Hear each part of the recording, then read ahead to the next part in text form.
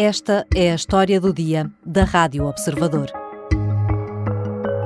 Podemos mesmo livrar-nos do gás russo?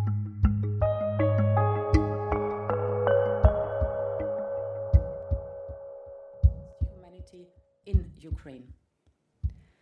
Russia is waging a cruel and ruthless war, not only against Ukraine's brave troops, but also against its civilian population. It is important to sustain utmost pressure on Putin and the Russian government at this crucial point.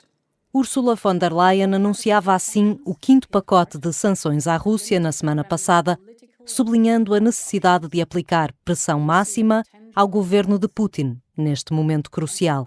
A presidente da Comissão Europeia anunciou um embargo à importação de carvão, falou na hipótese de sanções adicionais às importações de petróleo, mas não fez qualquer referência ao gás russo, do qual dependem vários países europeus. A clear stand against Putin's war of choice. A União Europeia promete uma posição firme contra a guerra de Putin na Ucrânia, A clear stand against the massacre of civilians. contra o massacre de civis And a clear stand against the violation of the e contra as violações fundamentais dos princípios da ordem mundial. Slava Ukraine. Mas há um laço que não pode cortar de vez.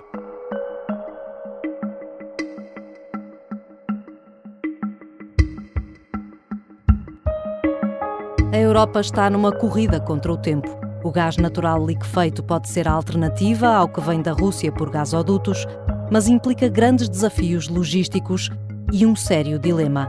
É mais caro e mais poluente. Quais são os reais custos de nos livrarmos do gás russo? E podemos pagá-los?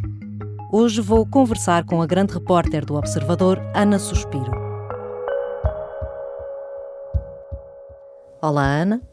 Olá, Catarina. Qual é a dimensão da dependência europeia do gás russo? Há vários números para responder a essa pergunta. O número que nós costumamos usar é cerca de 35% a 40%, em termos médios, ou seja, é quanto a Europa como um todo vai comprar ou comprou no ano passado de gás russo. Mas depois, quando tu olhas para cada país, há diferenças muito grandes. A Alemanha, por exemplo, depende cerca de 40% a 50% do gás russo.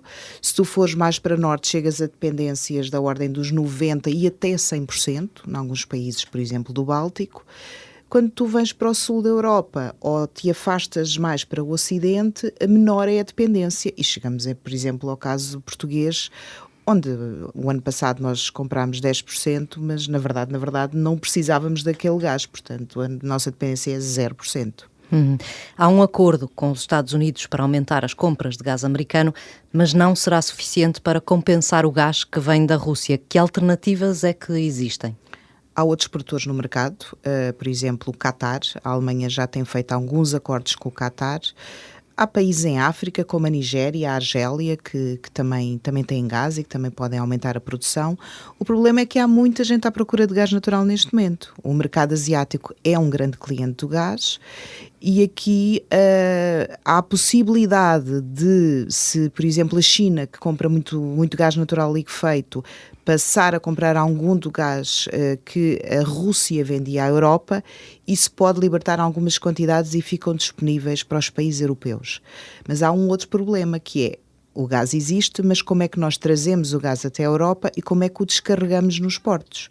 Porque o gás é transportado em barcos, que se chamam butaneiros, que são barcos muito especializados, é liquefeito para ser transportado e depois, quando chega aos portos europeus, tem que ser novamente regasificado para entrar nos gasodutos.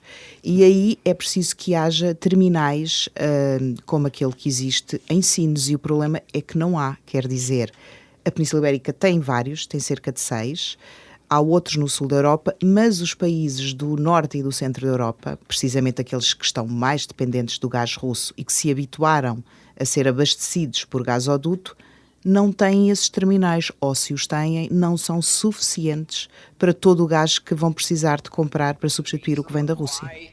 Nowadays, Lithuania is more ready to break all the ties with Russia in energy sector. Ouvimos aqui o presidente lituano, em entrevista à MSNBC, a garantir um corte total com os fornecimentos russos de gás. E a Lituânia está a contar com esse gás natural liquefeito como alternativa. Como é que se resolve essa questão do transporte de que falavas? Esse é o problema, de facto. E há aqui dois tipos de problemas. Por um lado, nós poderíamos transportar o gás que chega, por exemplo, à Península Ibérica, que tem capacidade superior às suas necessidades de consumo. Podíamos transportar o gás através dos Pirineus, através de França, para chegar à Alemanha, mas a interligação que a Espanha e Portugal defenderam e quiseram fazer no passado não foi feita não foi considerada prioritária, a França não mostrou grande interesse, não foi feita. Agora dizem que a querem fazer, mas vai demorar alguns anos a construir. E depois o outro problema é, que eu já tinha referido, faltam terminais no norte e no centro da Europa, e também faltam barcos para transportar o gás natural, quer dizer, há alguns barcos, mas nem todos. Não existindo terminais físicos instalados, coisas que demoram 4 a 5 anos a construir, há alternativas, para as quais, aliás, vários países europeus estão neste momento a olhar, que são barcos de grande dimensão, que são também eles uma espécie de terminais flutuantes, ou seja, eles transportam o gás, mas também têm a capacidade de o tornar líquido e de voltar a regasificá-lo. Só que estes barcos não há muitos, não é? São enormes, são caríssimos, há para aí 50 barcos no mundo inteiro e estão quase todos ocupados. Portanto, também temos aqui um estrangulamento que pode limitar a quantidade de gás que chega à Europa vindo de outros sítios que não da Rússia. E há outro problema, que são as questões ambientais. Explicavas num artigo teu recente que é menos eficiente este gás e mais danoso. Porquê? Eu desconhecia isto até ter falado com um professor especialista nesta área, portanto o professor Jorge Sousa do Instituto Superior de Engenharia de Lisboa, que me explicou que o gás natural emite metano, sobretudo naquilo que é o processo de passar de gás para líquido e voltar a gaseificá-lo. Portanto, este processo envolve energia, porque é preciso baixar a temperatura do gás para valores negativos para ele se ficar líquido. Portanto, consome energia. Depois há todo o processo de transporte que também usa combustível, produz CO2 e tem uma pegada ecológica grande. E depois estas alterações processuais no estado do gás, não é? Do líquido para o gasoso, do gasoso para o líquido, isto liberta metano. E metano é um dos gases que maior efeito de estufa provoca, mais até do que o CO2.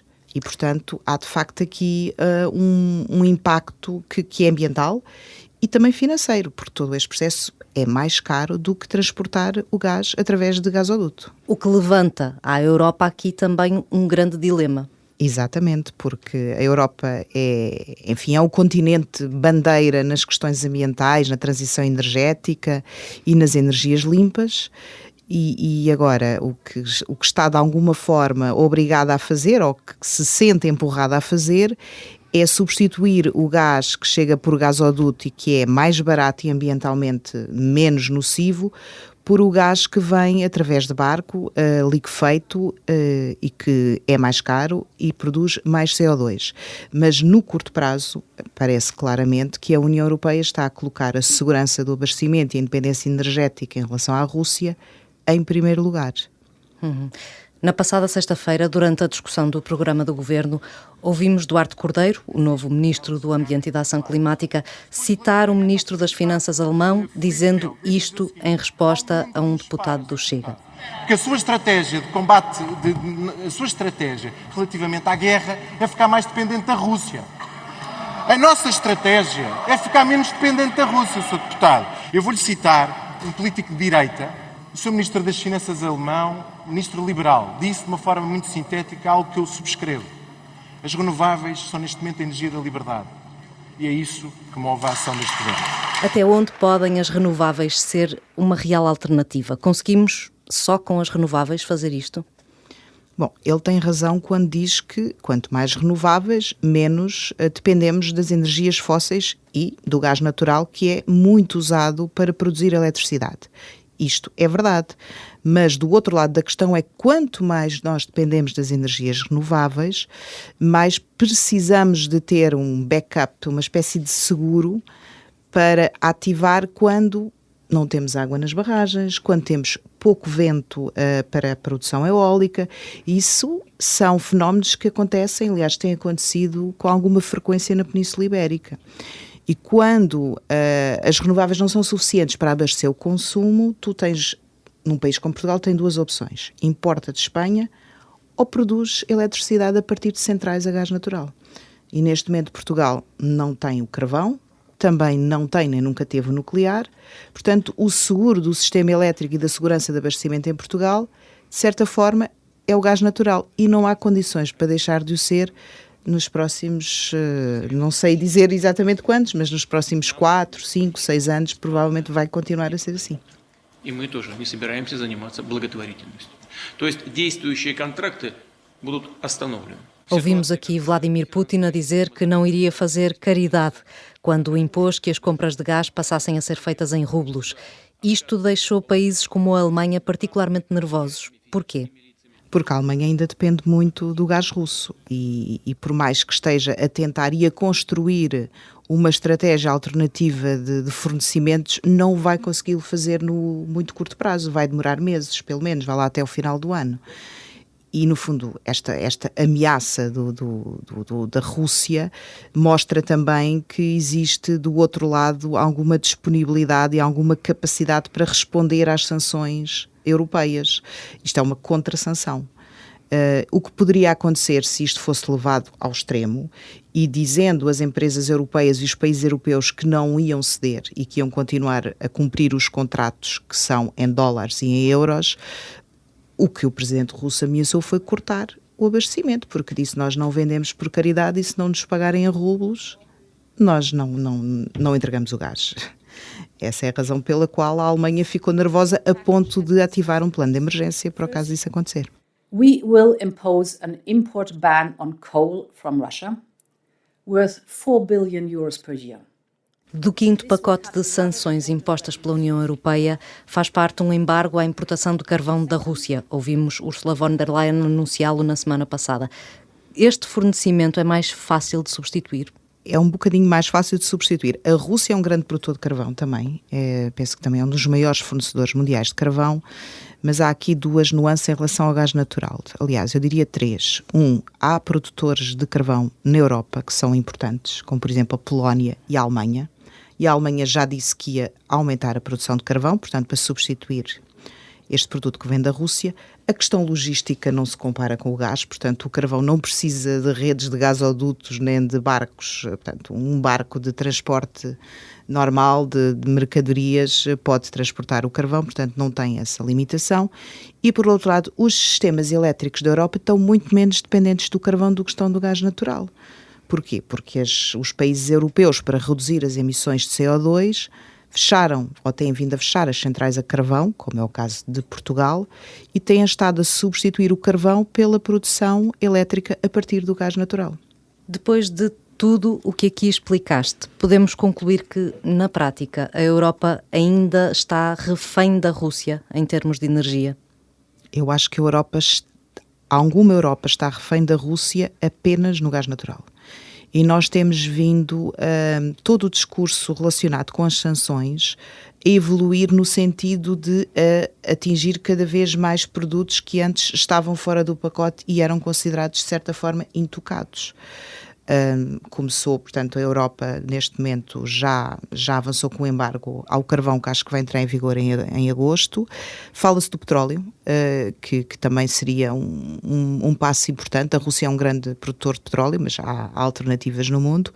De facto, o gás natural é que continua a ser muito problemático de substituir, e é precisamente por causa desta questão do transporte e da infraestrutura para receber o gás. Esse é que é o grande problema que a Europa não consegue resolver em 6 meses. Claro, o que quer dizer que, não conseguindo implementar o que seria necessário em tão pouco tempo, prevê-se um próximo inverno ainda bastante complicado se seguirmos nesta Essa é precisamente a baliza. A baliza é o inverno. E porquê o inverno? Porque nos países que usam muito gás natural, o gás é usado para aquecimento e não tanto para produzir eletricidade, e portanto o consumo e as necessidades têm muito a ver com o nível das temperaturas. E por isso é que este grande stress vai-se sobretudo colocar nos meses que vão anteceder o próximo inverno, quando os países tiverem que começar ou que reforçar muito o armazenamento de gás para responder ao aumento de procura que acontece sempre nessa altura do ano. E aí é que nós vamos ver se a Europa conseguiu ou não conseguiu a sua independência energética do gás russo. Obrigada, Ana. Obrigada eu.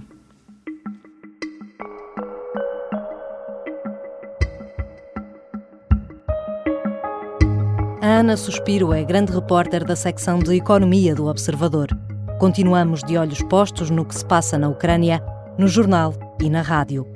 Esta foi a história do dia. A sonoplastia e a música do genérico são do João Ribeiro. Eu sou a Catarina Santos. Até amanhã.